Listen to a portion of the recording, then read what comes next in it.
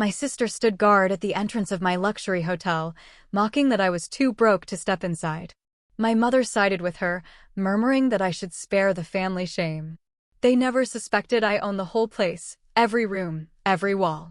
My head of security moved in. Family pride can be an expensive illusion. Can you imagine building an empire with your bare hands, brick by painful brick, only to have the people who share your blood try to bar you from its doors? It's a bitter pill, one that burns you from the inside out, and it taught me an agonizing truth. Family blindness can cost you everything.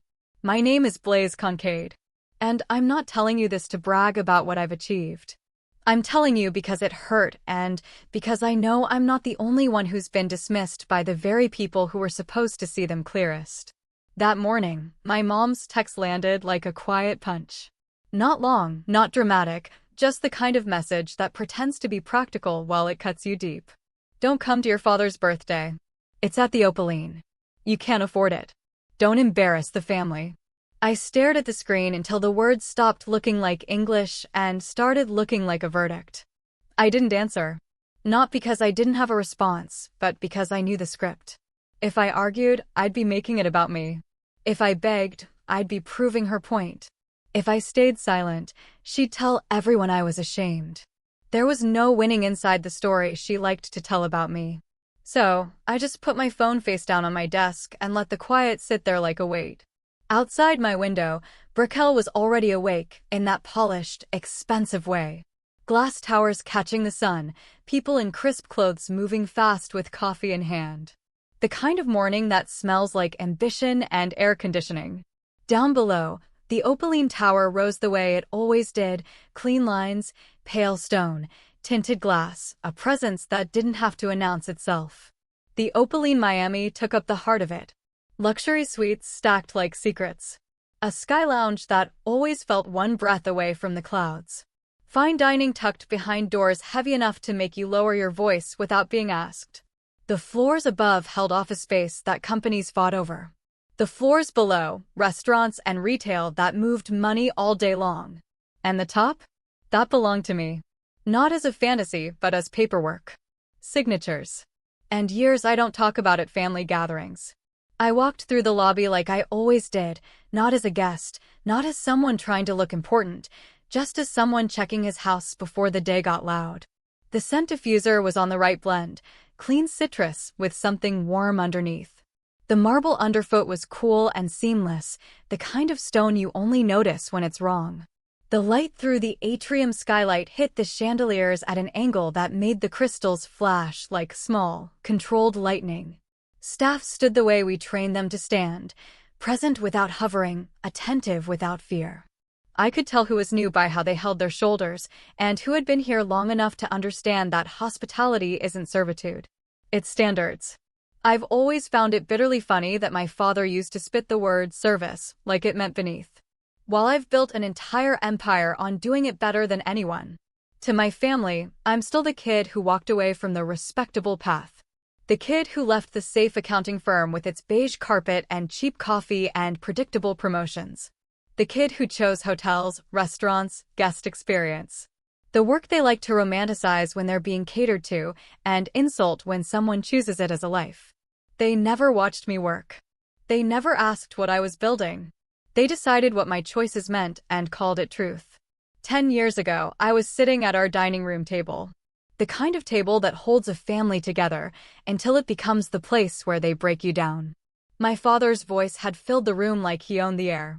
He told me no son of his was going to spend a life waiting on people. My mom didn't yell. She didn't have to. She looked at me the way you look at a bill you didn't expect. The way you look at something inconvenient that might ruin the picture. Harper, my sister, was already smirking because she learned early that being the favorite meant joining the crowd, not questioning it. I didn't raise my voice. I didn't plead my case like it was a debate. I just stood up, swallowed whatever was burning in my throat, and left. That was the moment I stopped asking permission to become myself. Back in the present, the first meeting on my calendar had nothing to do with family and everything to do with control. Expansion plans, staffing models, brand integrity, capital allocation. Numbers big enough to make people nervous and details small enough to ruin you if you ignore them. My team moved through slides that would have sounded like science fiction to the version of me my parents still imagined. The Opaline Hospitality Group wasn't a dream anymore. It was a machine. It was 32 countries of relationships and contracts and promises that had to be kept. It was a reputation you don't buy with money, you buy with consistency. I signed off on a major operational expansion without a speech, because the truth is, my job is rarely cinematic. It's mostly discipline. But even in that meeting, the day had a private edge.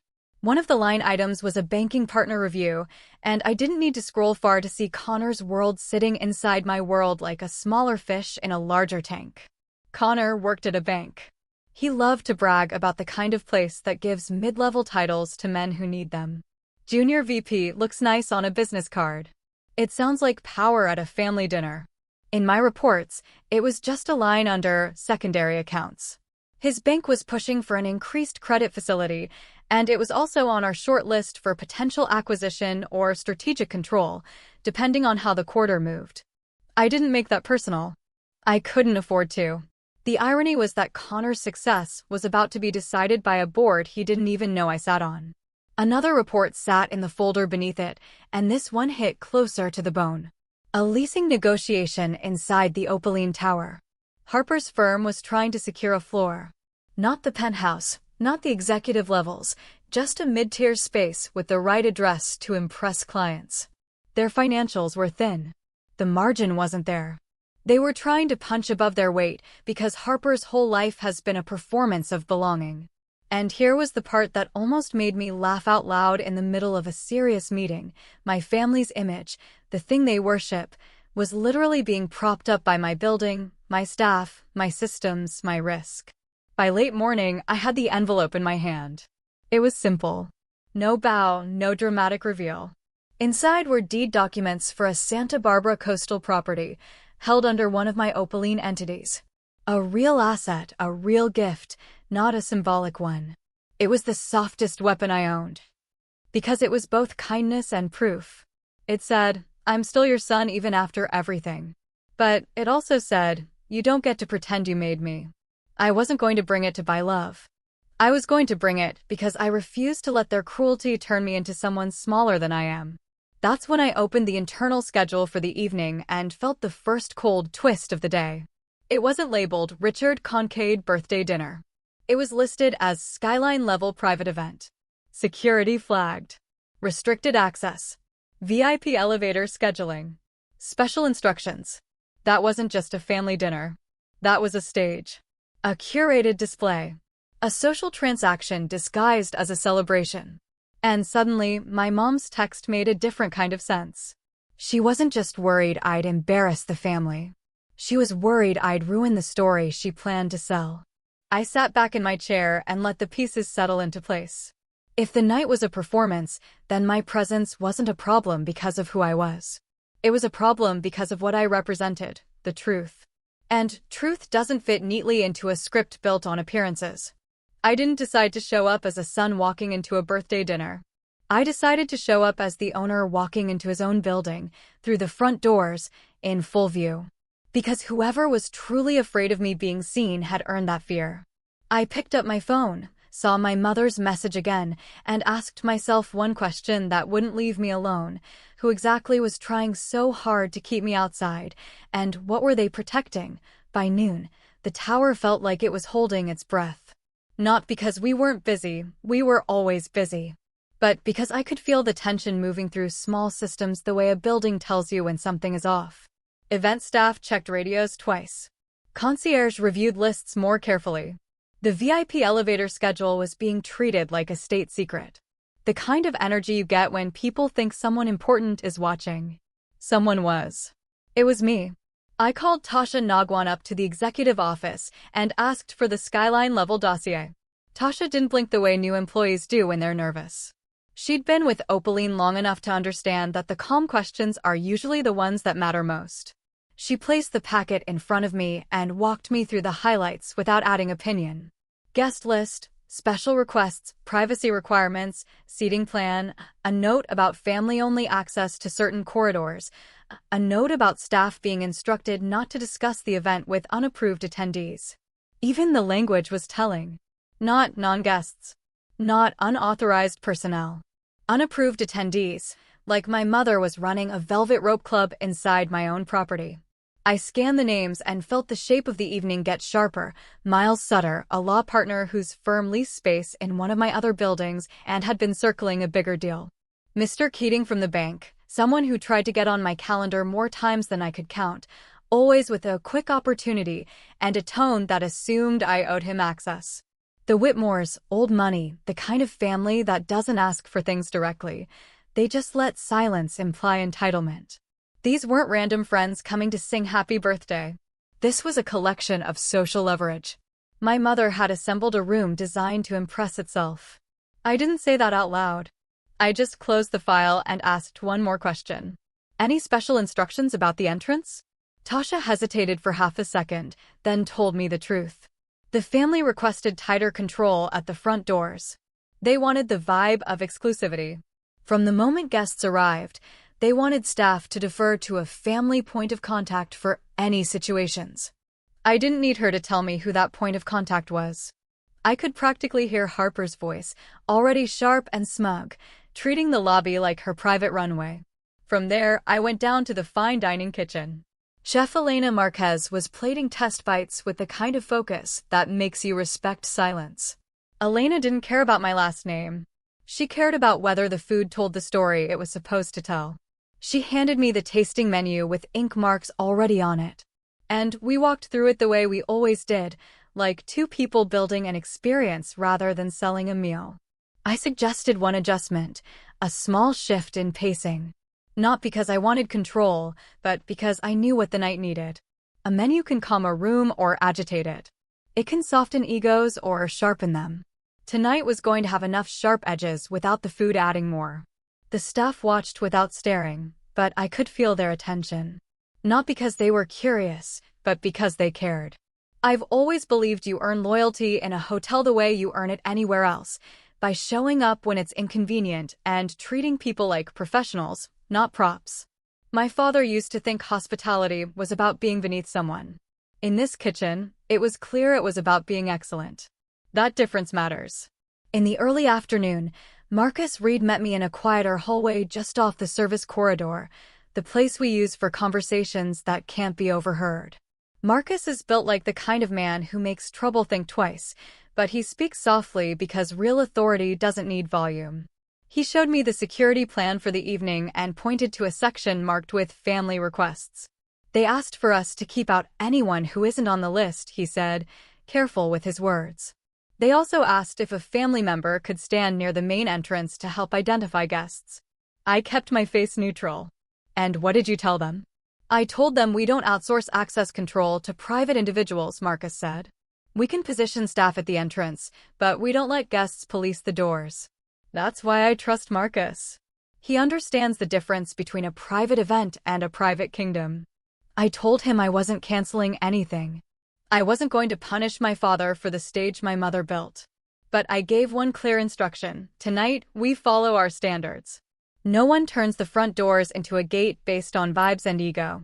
If there's a situation, I want it documented. Camera timestamps, names, exact language, everything. Marcus nodded once. Understood. After he left, I went back to my office and opened the operational reports I knew would irritate me. Harper's lease negotiation, still shaky, still trying to force an image.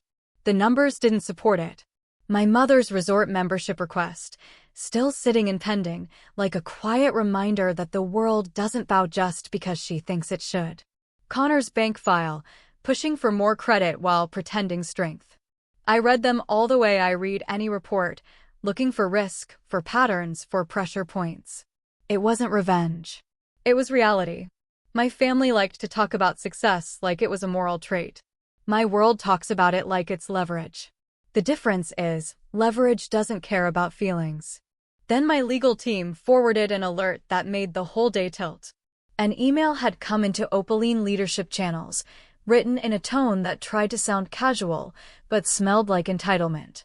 It referenced family ties to ownership and suggested a partnership opportunity that would be easier to finalize because of the private event tonight. The signature at the bottom read Preston Weller. Preston. Harper's fiancé. The man who showed up at holidays with perfect teeth and vague job descriptions, and a hunger behind his smile. He had sent an email on company letterhead, as if he belonged to the people who owned my world. As if he could borrow my name without ever earning it. And the worst part, the part that made my jaw tighten, was how predictable it was. They were trying to lock me out of the building while using the building to elevate themselves. They were ashamed of the son they thought I was, while quietly benefiting from the man I actually became. For a minute, I considered shutting it down immediately. One call to legal, one instruction to blacklist Preston from any internal communications. One update to security that would keep him away from restricted areas. It would have been clean, efficient, satisfying. But I didn't do it. Not yet. Because I wanted to see who would say what when they thought they still controlled the room. I wanted to watch the mask slip in real time. I wanted Harper and my mother to experience what it feels like when the story you've been telling collapses under the weight of the truth. So, I filed the email. I saved the metadata. I made sure it could be referenced later without debate. Then I texted Marcus one sentence that would set the night in motion. I'm coming through the front doors tonight like any guest. No private elevator. I want to see who tries to block the entrance and who's behind it. He replied almost immediately. Understood. We'll be ready. By late afternoon, the sun dropped lower over Brickell, turning the glass outside into a mirror that made the city look like it was watching itself. Somewhere inside my mother's head, she was rehearsing her whispers. Somewhere inside Harper's head, she was rehearsing her laugh. Somewhere inside my father's evening, he was probably just hoping for a good dinner, without realizing he was the excuse for a negotiation of status. And here I was, holding a simple envelope with a deed in it, standing in the center of the machine I built, choosing the hardest kind of honesty. I wasn't going to storm in as a king. I was going to walk in as myself. And if they tried to stop me, they would do it in front of the very people they were desperate to impress. By late afternoon, Brickell looked like it had been polished for the evening. The glass buildings caught the sun and threw it back in clean, bright angles. On the street below my office, black SUVs rolled up to curbs like they belonged there. Men in pressed shirts and women in sharp dresses moved with purpose. The kind of purpose that comes from being watched and wanting to look like you deserve it. From where I sat, the city felt calm, but the tower didn't. The Opaline never did. When something was about to happen, I stayed in my office longer than I needed to. Not because I was afraid to go downstairs, but because there are moments you can feel coming, like weather. And once you step into them, you don't get to pretend you didn't know. The envelope sat on my desk in front of me, plain and unassuming. It held more truth than my family had given me in a decade. I opened an old folder on my laptop, one I hadn't touched in months. Inside was a copy of the email I'd sent the day I left home. I didn't reread every line. I didn't need to. I remembered the tone. It wasn't dramatic. It wasn't angry. It was me, younger, trying to be reasonable with people who mistook control for love. I'd asked for one thing, simple enough to fit in a sentence: respect. Not applause, not money, not approval. Just respect for the fact that I was choosing my own life. They never answered that email in any real way. My mom sent a short reply about how I was making a mistake. My father didn't reply at all. Harper made jokes about it at Thanksgiving, like it was a story about someone else. After that, I stopped offering explanations. If you have to convince people you're worth basic dignity, you end up shrinking yourself just to keep the peace. I'd done enough of that. Tonight wasn't about revenge. I kept repeating that to myself as I closed the folder. Revenge is loud. It's messy. It wants an audience. What I wanted was quieter and more final. I wanted the humiliation to stop. I wanted the pattern to end. I wanted to walk into a room without being treated like I was begging for a chair that didn't belong to me. I picked up the envelope again and checked the documents one more time. Not because I doubted my team, but because I needed to feel the certainty in my hands. The deed for the Santa Barbara property was clean. The legal entity was correct. The signatures were correct. The conditions for transfer were clear. It was real value, not a symbolic gesture. I didn't wrap it in glossy paper or tie it with a ribbon. I didn't want anything about it to look like performance. The real thing doesn't need decoration to be convincing. A soft knock came at my door. Tasha stepped in with her tablet held close. Her expression controlled, the way it always was when she didn't want to bring drama into the room. "They're here," she said. I didn't ask who, I already knew. "They arrived early," she added. And I could tell from the way she chose her words that this wasn't routine. They requested that staff not allow anyone inappropriate up to skyline level. They also asked for a note on the event file. "What kind of note?" I asked. Tasha hesitated, then answered, "A restriction about a man named Blaze. They said he shouldn't be granted access." The words landed in my chest like something heavy and old. It wasn't just that they didn't want me at the dinner. It was the way they tried to turn my own systems into a weapon. They were using the language of exclusivity, the tools of the tower, to erase me. I didn't let my face change. I nodded once. "Thank you," I said. And Tasha left without another word.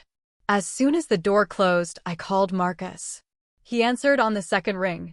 "Heard," he said before I could speak. "Tell me exactly what's happening." There was an attempt to position a family member at the main entrance. Marcus said they wanted to stand near the doors and identify guests themselves. I refused. "I placed our staff according to policy, but they're still hovering. They're trying to control the flow." "Document everything," I said. "Names, timestamps, what they say, who they say it to." "I already started," Marcus replied. "And Blaze, I want you to know this doesn't have to get ugly." "I'm not here to make it ugly," I said. And I meant it. I'm here to stop pretending. After I hung up, I pulled up the reports one last time, like checking the locks on a house before you leave. Harper's lease request still showed incomplete financial qualification. Connor's bank was still in the middle of credit facility review and broader evaluation. My mother's resort membership request still sat in pending. A record that doesn't care how charming someone is in person. All the strings were visible. They just didn't know I was holding them. I finally left my office and took the elevator down. Not the private one. The service one. The same path a guest would use. As the doors opened into the lobby, the noise hit me first. Laughter bouncing off stone, glass clinking, voices leaning into each other with that false warmth people wear when they want to be seen as belonging. The lobby looked exactly the way I designed it to look at night. Soft lighting, controlled music, a quiet sense of money. And inside that calm, my family was building a storm. I didn't step into the center of the lobby. I took a longer route along the edge, watching. I saw Harper's profile first, her hair set perfectly, her body angled like she was already posing. My mother was nearby, not drawing attention, but somehow directing it, leaning in to speak to someone, smiling at the right moments. Connor lingered a few paces behind them, adjusting his jacket, scanning the room like he was checking who mattered. I watched them for a beat longer than I should have. There was something almost surreal about seeing them here, in my world, behaving like it was theirs. The Opaline had always been about standards, about control, about making people feel safe without letting them see the mechanics of it. My family walked through those mechanics like they owned the gears. I went back toward the exit instead of deeper into the lobby. It mattered that I did this the way I planned. I wanted the front doors. I wanted the exact moment. I wanted the proof of who they chose to be when they thought they were in charge. Outside, the valet line was longer now. Headlights washing the curb in pale beams. I stepped into the drop-off zone as if I had just arrived, letting the evening air settle on my skin, letting the city noise feel real. I adjusted the cuff of my jacket, not because I was nervous, but because the gesture kept my hand steady. The envelope was in my left hand. The key card was in my pocket. Everything I needed was already with me. As I walked toward the glass doors, I could see the lobby lights reflecting off them like a mirror. I could also see Harper moving into position before I even reached the threshold. She stepped forward with the confidence of someone who had never been corrected in public. My mother angled herself behind her, half a step to the side, close enough to influence, but far enough to deny responsibility. I heard my mother's voice before I saw her mouth move. It was a whisper aimed at Harper, sharp and urgent. "Remember," she said, "don't let him step inside. People are watching." My fingers tightened around the envelope. The key card pressed against my thigh in my pocket, a quiet reminder of ownership. I took one more step forward, closing the distance until there was nothing left to hide behind except their pride. Harper's smile widened as I reached the doors. And it wasn't the kind of smile you give a brother. It was the kind you give someone you want to put in their place. She planted herself directly in front of the entrance, shoulders squared, chin lifted, turning the hotel threshold into a checkpoint. "You can't come in," she said, loud enough that the concierge on duty turned his head. "You're not on the list." I looked at her for a second, not because I was stunned, but because I wanted to see how far she was willing to go with an audience. The lobby behind her was full of motion. People drifting toward the private elevator corridor. A couple in expensive clothes pausing near the bar to wait for someone. A man in a suit glancing toward us, then away, then back again like he couldn't help himself. "On what list?" I asked, keeping my voice level. Harper's eyes flicked over me the way she'd done when we were kids, and she was deciding what insult would land best. "The list for Skyline level," she said. "It's private. It's for family and important guests." "Dad is my family," I said. My mother moved closer, her hand touching Harper's arm, not to stop her, but to anchor her. She leaned toward me, close enough that I could smell her perfume, the same sharp floral she's worn for years. The scent of someone who believes presentation is protection. "Blaze," she murmured. And her voice was soft, almost caring. "Almost. Don't do this here. There are people. Don't embarrass us." "Embarrass you?" I repeated quietly. Harper laughed, a quick burst like she'd been waiting for the line. "You can't afford to be here," she said. "This isn't some cheap place where you can just walk in and act like you belong." The concierge shifted his weight, uncertain. I could tell he wanted to intervene, but didn't know whose authority he was supposed to respect. That hesitation was exactly why I didn't pull the key card out. Not yet. The whole point was to let their words exist in the air long enough to become something no one could later claim was misheard. I glanced past Harper into the lobby at the marble floor, the soft lighting, the quiet, elegant staff. They moved with practiced calm, but I saw faces turning. I saw curiosity and discomfort. The front doors of a luxury hotel are not a family courtroom. Harper was trying to make them one anyway. "What exactly are you afraid of?" I asked, still calm. Harper's cheeks tightened. "I'm not afraid of anything," she snapped. "I'm protecting Dad's night. He doesn't need this." She flicked her eyes toward me like the word she wanted to use was worse than this. My mother's whisper cut in again, aimed at me now. "You're being dramatic," she said. "You always do this. Just go. We'll tell your father you couldn't make it." I felt something steady in my chest. Not anger, not sadness, something colder and cleaner. "You already told him that," I said. My mother's eyes flashed. "Because it's true," she said quickly. "You can't keep up with this world. Harper has built relationships. Connor has a real career. This is their circle. Don't force yourself into it." I almost smiled at the word circle. Their circle inside my building. Like a borrowed suit. Harper turned slightly toward the concierge and lifted her hand like she had the right to command him. "He's not allowed up," she said. "We reserved the whole level. Don't let him through." The concierge's mouth opened, then closed. His eyes darted to the front desk where Tasha stood behind the counter, watching. Tasha's expression didn't change, but her gaze held something firm, like she was waiting for the right moment to step in without breaking policy. I let Harper keep talking. Every second she spoke was another second of documentation. Another second of her choosing cruelty in public. Camera lenses above us blinked red, recording without emotion. The valet line behind me continued. A couple of guests paused near the curb, pretending not to listen while listening anyway. This was exactly the kind of scene my mother tried to avoid, and she was the one feeding it. "If you truly believe I don't belong inside," I said, "then call security. Follow procedure." Harper's eyes lit with a thrill of what she thought was victory. "Fine," she said. "We will." She reached for her phone. My mother's hand tightened on Harper's arm, and she leaned in again, whispering fast.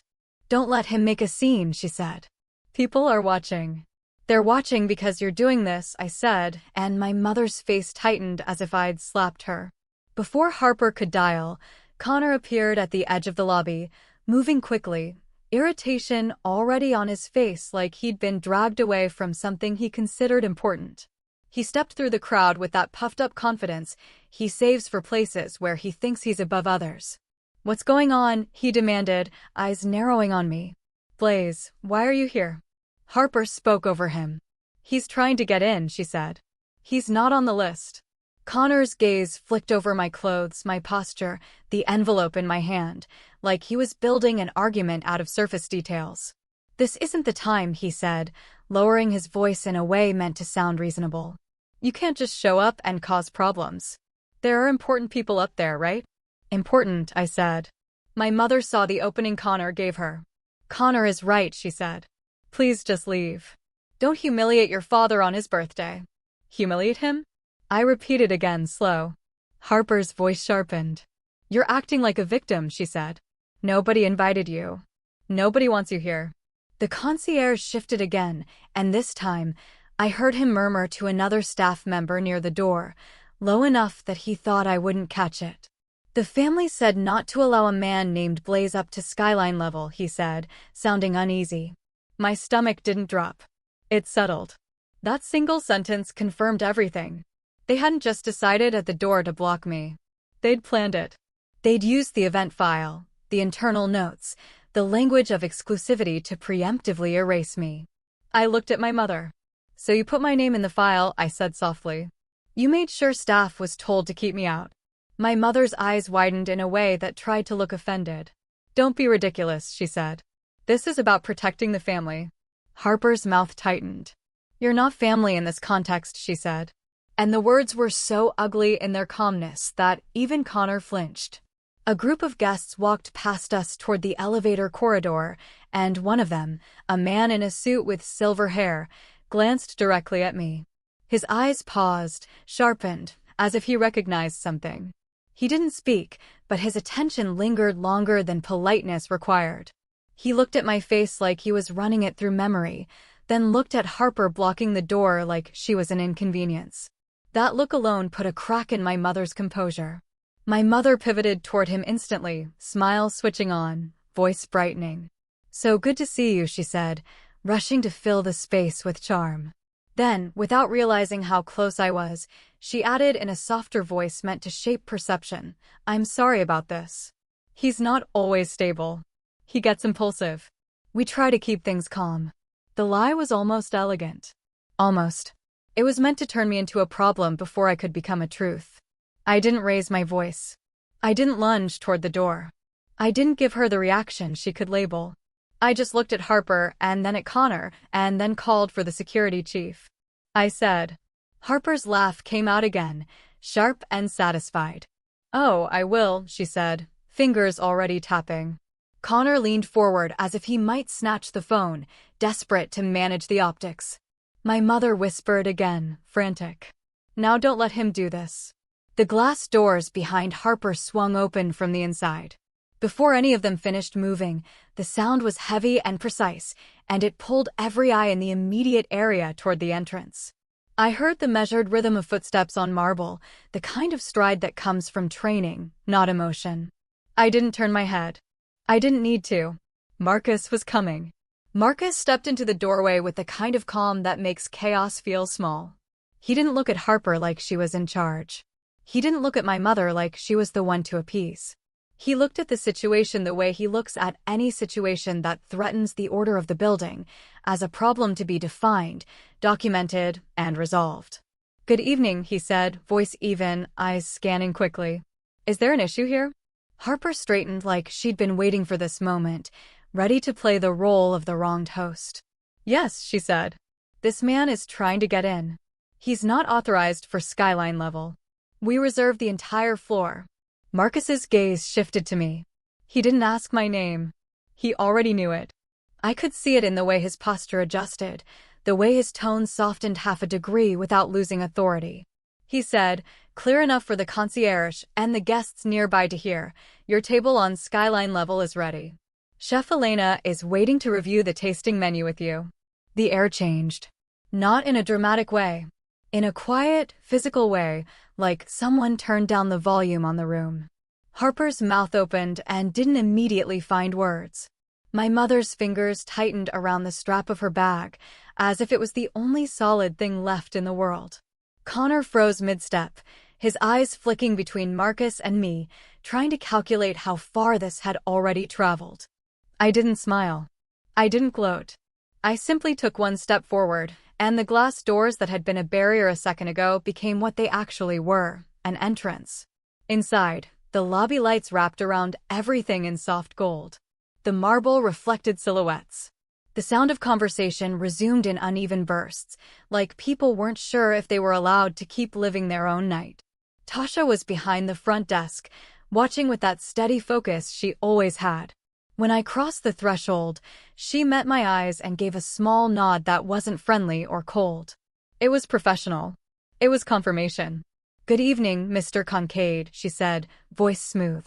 "Your father's executive suite is prepared, and skyline level is on schedule." "Thank you, Tasha," I replied. And then I turned back to my family, still stuck just outside the doors, like they'd been assigned to the wrong side of reality. "Coming?" I asked. One word. Not an argument, not a speech. A simple question that forced them to choose. In front of the concierge, in front of the guests checking in front of the people drifting toward the private elevator corridor. They could follow me, or stand there and look like they were afraid to.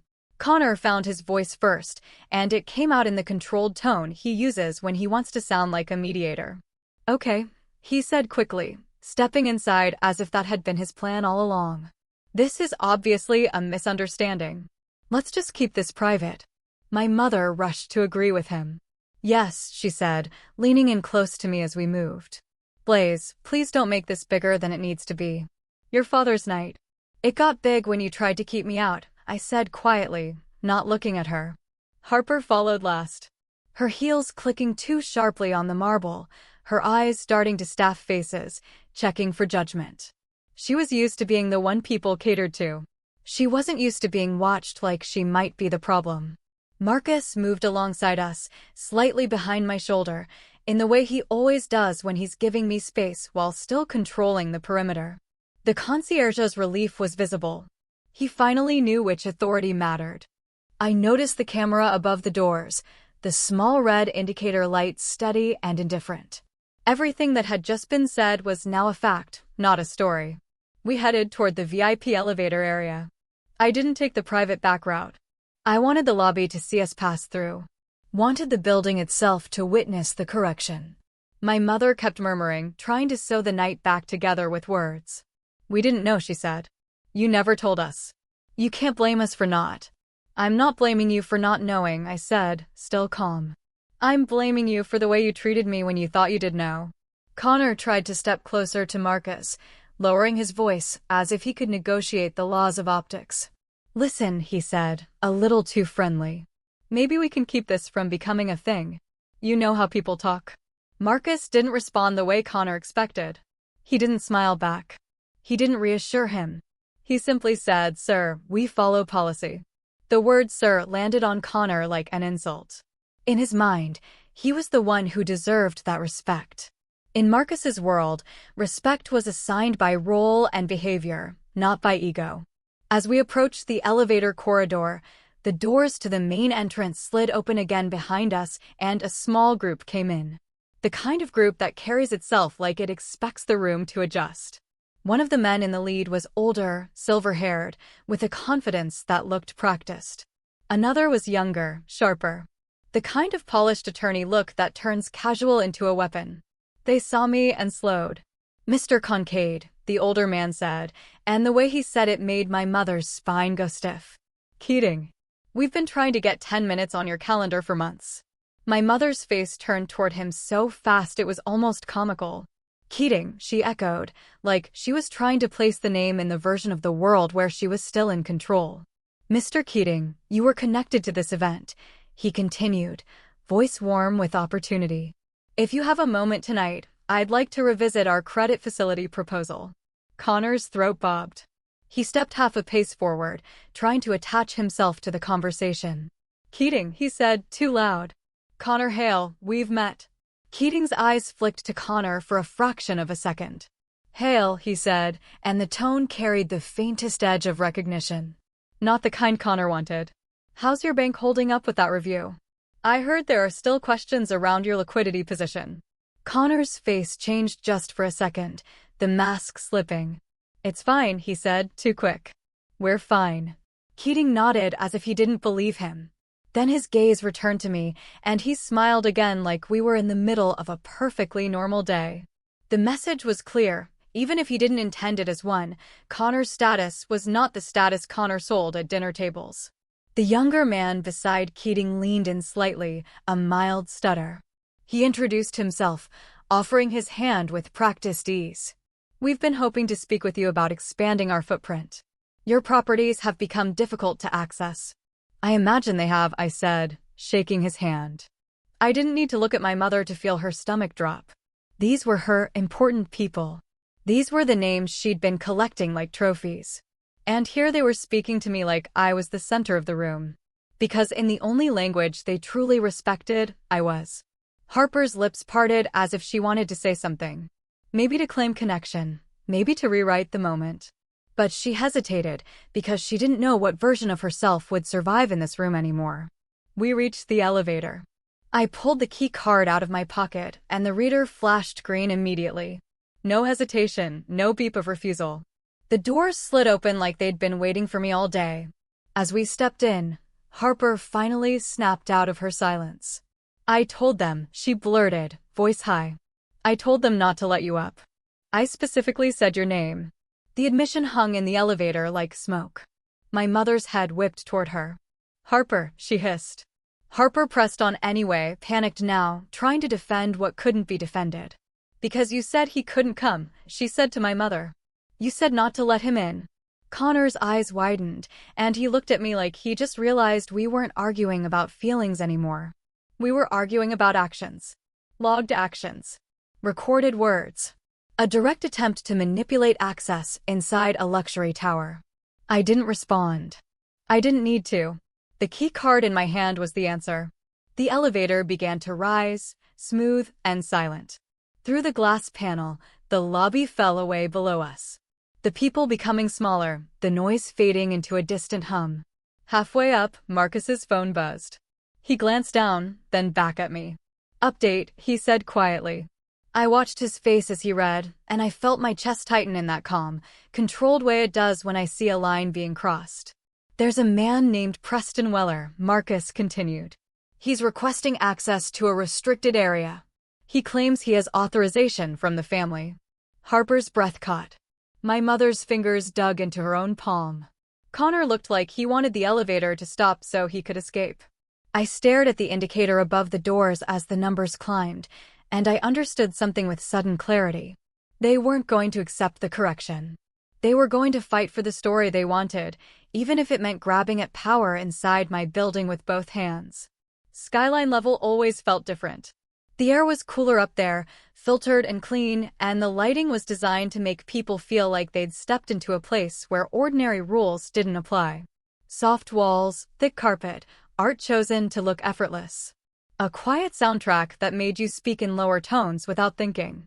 It was a level built for privacy, but privacy doesn't mean lawlessness. That was the part my family never understood. The elevator doors opened into the VIP lounge, and the first thing I noticed was how quickly faces tried to rearrange themselves. Staff recognized me immediately, their posture shifting into that respectful readiness I'd earned from them over years. Guests recognized my family, too, and their eyes did what eyes always do in rooms like this. They measured. They categorized. They decided who mattered. My mother moved fast, as if speed could fix what had already been seen. She stepped close to me, her voice dropping to a plea that sounded maternal. "Blaze," she said. "Please. Not here. Your father's friends.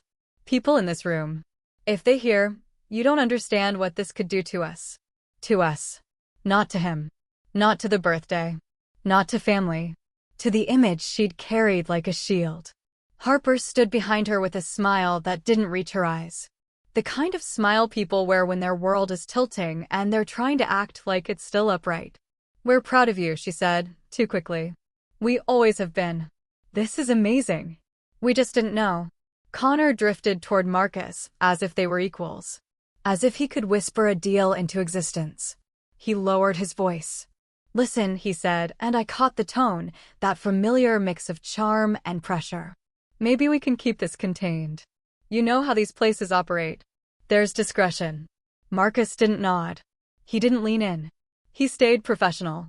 His gaze steady. We document incidents, he said. That's our discretion. Connor's smile tightened, then faded. I watched all of them for a beat, absorbing the pattern. My mother trying to shrink the truth into a private inconvenience. Harper trying to paste a new storyline over the old one without admitting she'd been the blade at the door. Connor trying to negotiate with staff like the tower was a lounge he could talk his way through. The desperation was almost impressive. Almost. Here's what's going to happen, I said. Not loud, but clear. They all went still. Even my mother. We are not arguing in the lobby, I continued, keeping my voice level. We are not creating a scene for staff and guests. But we are also not pretending what happened didn't happen. My mother's eyes flashed. Blaze. I'm not finished, I said. And the firmness surprised even me. Not because I hadn't felt it before, but because I'd never used it on her. I turned slightly to Marcus. I want an incident log, I said. Who blocked the entrance, who instructed staff to deny access, the exact language used, the timestamps, the camera references, any attempt to access restricted areas. Everything. My mother inhaled sharply like she'd been slapped. Are you serious? She whispered. It's your family. It's my building, I replied, still calm. And my staff. No one gets to use them as tools. Harper stepped forward, voice softening into that familiar manipulative sweetness. Blaze, she said. You're overreacting. We were just trying to keep the night classy. You know how Dad gets. You know how Mom worries. You don't have to punish us. I looked at her. Punish? I would be yelling. Punish? I would be throwing you out. I'm not doing that. I'm setting a boundary. Connor tried a different angle, the one my family always used when they wanted to put me back under control. If you do this, he said, voice low, you're going to affect the family's reputation. You're going to hurt your father. People will talk. You'll look vindictive. Vindictive? The word was almost funny, coming from a man who'd stood there while my sister laughed at me like I was dirt on the curb. Before I could respond, a staff member approached Marcus and spoke quietly into his ear. Marcus's expression didn't change, but his eyes sharpened as he listened. Then he looked at me. He's here, Marcus said. Preston Weller appeared at the end of the corridor like he'd been waiting for his cue. He had that polished confidence that plays well in photographs. Hair perfect, suit expensive, smile ready. He walked toward us with his hands open in a gesture meant to disarm, as if he was doing everyone a favor by showing up. Blaze, he said, like we were friends. Good to see you. Listen, I think there's been a misunderstanding downstairs. I'm just trying to make sure everything goes smoothly. There are some people here tonight who could really help our family, and we don't want any unnecessary tension. Our family. The nerve of it landed like heat behind my eyes, but I kept my face neutral. Marcus tells me you're requesting access to a restricted area, I said. On what authority? Preston reached into his jacket and produced a piece of paper like it was a magic trick. I have authorization, he said, tapping it lightly. From the family. My mother's eyes flicked to the paper, and I saw the briefest surge of hope on her face, as if Preston had brought a loophole she could hide in. Harper stood a little straighter. Connor looked relieved, the way weak men look relieved when someone else takes the risk. I didn't take the paper from him. Which person? I asked. And for what scope? Preston chuckled as if I was being unnecessarily formal. Come on, he said. It's just access for a few minutes. I need to speak with Mr. Keating and Miles Sutter privately. It's a perfect night to finalize some things. Everyone's here. It would be foolish to waste the opportunity. My stomach settled again. There it was. The real reason. The birthday was a cover, and Preston was treating my tower like a backdrop for a deal. Marcus extended his hand. May I see that document? He said. Preston handed it over with the confidence of someone who thought format didn't matter as long as the signature looked convincing. Marcus scanned it once, then again, slower. This isn't an opaline authorization, Marcus said. His tone stayed flat, almost bored. There's no internal reference number. The formatting is incorrect. The signature block doesn't match our standards. Preston's smile twitched. It's just a letter, he said quickly. It doesn't need all that. It's from the family. Family doesn't override security protocol, Marcus replied. A couple of guests nearby slowed, pretending not to listen. One of them, a woman with the kind of jewelry that announces old money without trying, tilted her head toward Harper. The room's attention began to pivot, subtle but undeniable. Harper jumped in too fast. He's with us, she said. Preston is with us. He needs to handle something. We promised. Promised what? I asked. And my voice was still calm, but it cut through her sentence like a blade. Harper's cheeks flushed. She glanced toward the corridor that led into the main dining space where the party was happening, where the Whitmores and Keating and Sutter were gathering around glasses and laughter. She was thinking about what she'd said to them earlier. What she'd hinted. What she'd sold. One of the guests, a man with a quiet, authoritative air, turned toward us. Harper, he said, voice polite and sharp. You mentioned earlier that you could help expedite that resort membership. Was that not accurate? Harper's mouth opened, then closed. My mother's eyes widened in panic. I felt the ground shift under their story. Harper had promised something she didn't have. Preston had walked in expecting the tower to bend because he was marrying into a last name. Connor had been puffing up his bank title while Keating casually exposed how fragile that bank actually was. My mother had been trying to narrate me as unstable, while every person with real power in the building was looking at me like the only stable thing in the room. Connor's voice rose, sharp with fear. This is insane, he hissed at me. You're going to ruin everything. I'm not ruining anything, I said. I'm stopping you from using my building to lie. My mother reached for my arm, nails pressing lightly into my sleeve. Blaze, she pleaded. Please, we can talk later. Just let tonight go. Let it be a dinner.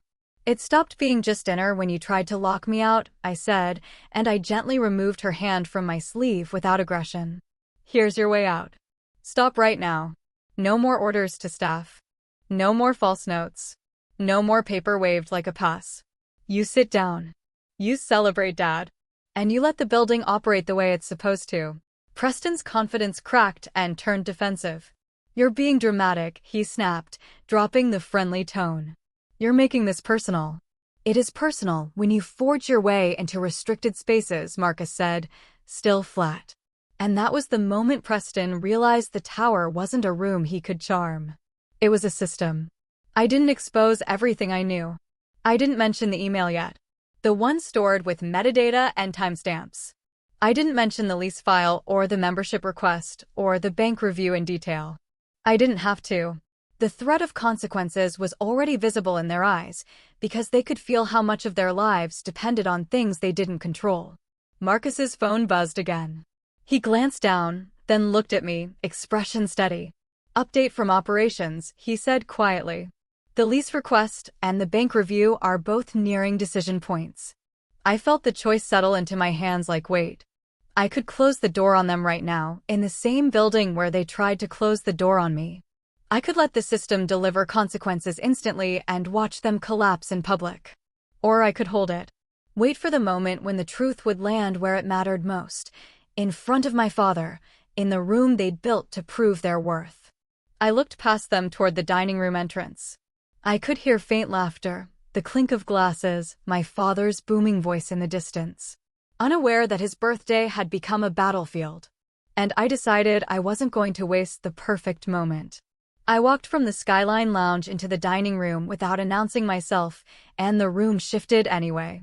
Staff straightened as if a current ran through them, and more than one person said my name like it was routine, like I belonged here. Because I did. The lighting was soft. The tables set with careful symmetry. My father's laughter carried over the clink of glasses, big, familiar, unaware of the storm waiting just outside his line of sight. Then he saw me. He stood up too fast, chair legs scraping. What are you doing here? He demanded, loud enough for heads to turn. Your mother said you couldn't make it.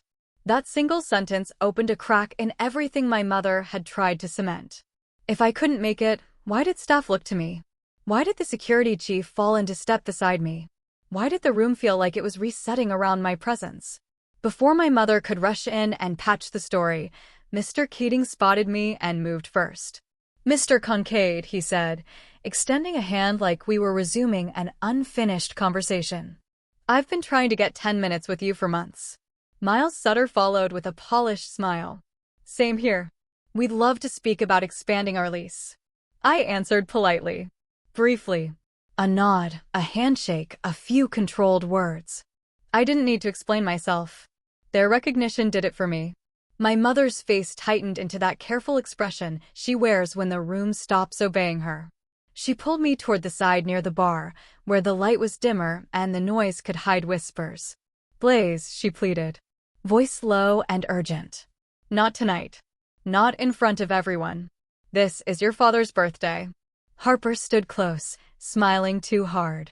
"This is incredible," she said, forcing warmth into her voice. "We're proud of you. We always have been."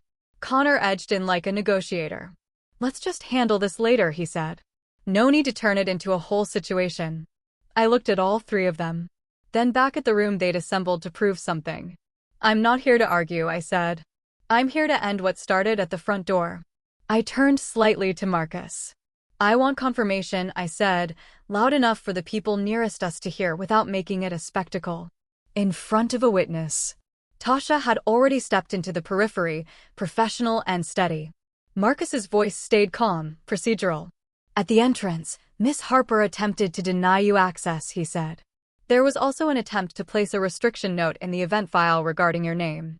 Additionally, Mr. Preston Weller attempted to access a restricted area using an authorization document that did not meet Opaline standards." Preston, who'd been hovering like he owned the air, tried to jump in with a grin.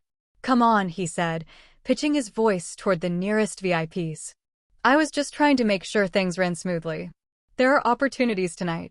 I cut him off with the only question that mattered. "Whose authorization and what scope?" I asked. Marcus didn't elaborate, didn't dramatize. The document had no internal reference number, incorrect format, and no valid authorization for restricted access, he said. "Attempting entry is a violation." Preston's smile faltered. The room around him cooled by a few degrees, the way it does when people sense someone's been bluffing.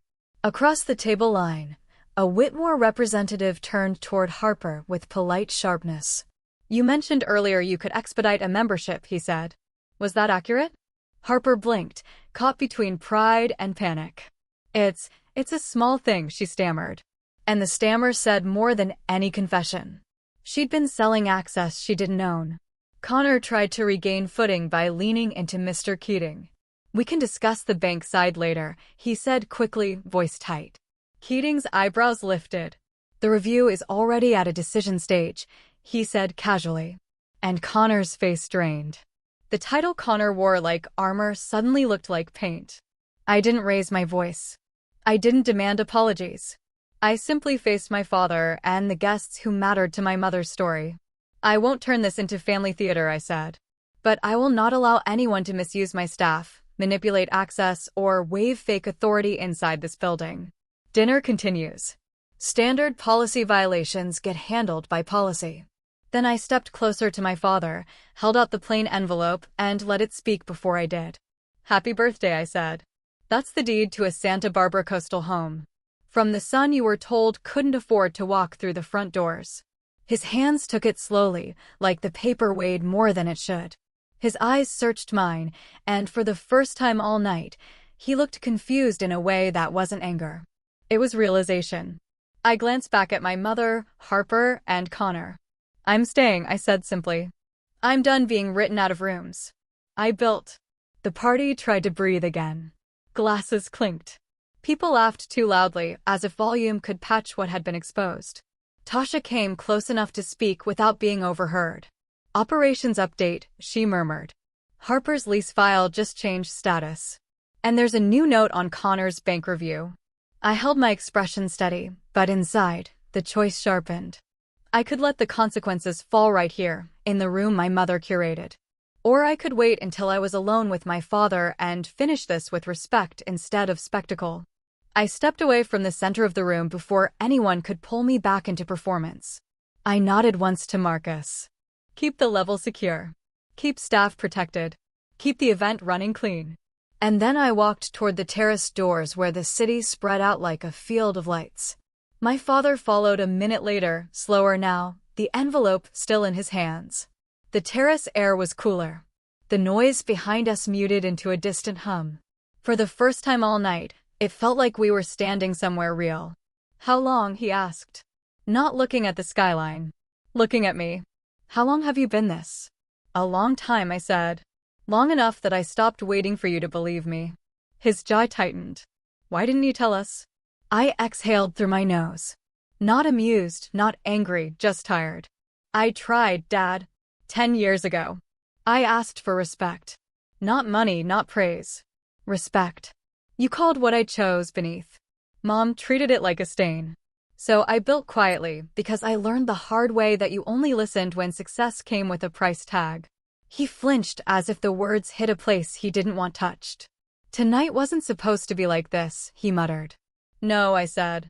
Tonight was supposed to be a show, and they didn't want me on stage because I didn't fit the role they assigned me. I didn't tell him to pick a side. I didn't beg him to defend me. I just let the truth settle between us, the way heavy things do when you finally set them down. After a moment, I went back inside. Not to the party, but to the executive office on the level where the building's decisions lived. Tasha was there with her tablet, Marcus nearby. No drama, just work. The lease file. I asked. Move to hold, Tasha said. Doesn't meet qualifications. And the incident note triggers an ethics review regarding improper directives to staff. And the bank review? Escalated, she replied. Stricter diligence path due to conflict behavior and pressure attempts observed tonight. Standard procedure, once documented. I nodded once. Everything by policy, I said. No exceptions. When I returned to the corridor, I caught my mother near the exit of the dining room, speaking to someone with that practiced warmth. I've always supported Blaze, she was saying, voice full of pride she hadn't shown an hour earlier. Then she saw me, and her expression shifted, calculating. She stepped closer and lowered her voice. Say something nice about Harper, she whispered. Just one sentence. Help her save face. I looked at her for a long beat. No, I said quietly. I won't lie to protect the story you prefer. Down the hall, Preston was being escorted away from the restricted area by Marcus's team. Not roughly, just firmly. He tried to argue at first, then stopped when he realized no one was impressed. The people he'd wanted to charm had already seen he was willing to fake to get close. I didn't chase him. I didn't need to. Consequences had a way of traveling faster than anger. Near the end of the night, I spoke to my father again, briefly. The gift stands, I told him. So does the door between us, if we can speak with respect. Then I looked at my mother and Harper. If you want anything connected to Opaline, I said, you go through official channels. No favors, no whispered requests, no using my staff like their props. Connor tried to meet my eyes, trying to read whether I was threatening him. I didn't. Financial relationships follow rules, I told him. You made your choices tonight. When the last guests began to leave and the lobby thinned, I walked down one final time and stopped near the glass doors. The same entrance Harper had blocked. The same threshold my mother had tried to turn into a wall. It looked normal now, quiet, polished, indifferent. But I could still feel the moment on my skin. Family blindness doesn't just hurt your feelings. It rewrites your worth until you start questioning your own reflection. And when the truth finally shows up, it doesn't need to scream. It just needs to stand there long enough for everyone to see it. I turned away from the doors and went back up. Not waiting for permission, not looking for approval. My place had never been at their table. It was in everything I built. When they decided I wasn't worth seeing, I didn't walk away from that night feeling victorious. There was no rush, no sense of triumph, no satisfaction in watching people stumble over the truth. What I felt was quieter and heavier than that. It was the weight of finally standing in a place I had earned and realizing how long it took to stop asking for permission to exist there. For years, I thought the hardest part was building something real without support. I was wrong. The hardest part was accepting that some people only know how to love you when your success flatters them. And that includes the people who share your last name. That night forced me to see my family clearly. Not as villains, not as monsters, but as people who chose comfort over curiosity, image over understanding. They weren't blind because they couldn't see. They were blind because seeing me as I truly was would have required them to admit they were wrong. And for some people, being wrong feels more dangerous than losing someone they claim to love. I stopped waiting for them to change. I stopped shrinking myself to fit into a story that never had room for my truth. If you're listening to this and something in it hurts in a familiar way, I want you to hear this clearly. Being dismissed does not mean you are small. Being underestimated does not mean you lack value. Sometimes it simply means the people around you are measuring life with the wrong tools. Your worth was never supposed to be voted on at a dinner table or validated by someone else's comfort. It lives in the work you do when no one is clapping, in the standards you hold when no one is watching, in the quiet discipline it takes to keep going after you've been told, directly or indirectly, that you don't belong. I know what it's like to stay silent for years just to keep the peace. I know what it's like to let people believe a version of you that's easier for them to digest. And I know how terrifying it feels to finally step into the light and risk being misunderstood all over again. But here's the truth I learned the hard way. Silence doesn't protect you. It just delays the moment when reality shows up anyway. And when it does, it shows up on its own terms. I didn't tell this story to shame anyone. I told it because too many people are walking around carrying invisible wounds caused by the very people who should have been their first supporters. I told it because family blindness is rarely loud. It's quiet, polite, wrapped in concern and tradition and expectations. And because of that, it's easy to internalize. Easy to believe, maybe you really are the problem. You're not. If this story resonated with you, if you've ever been made to feel like your dreams were too small, too strange, or too embarrassing for the people closest to you, I want you to know you're not alone. What's your story of finally walking through a door that someone tried to close on you? Share it in the comments below. I really want to hear what you've built.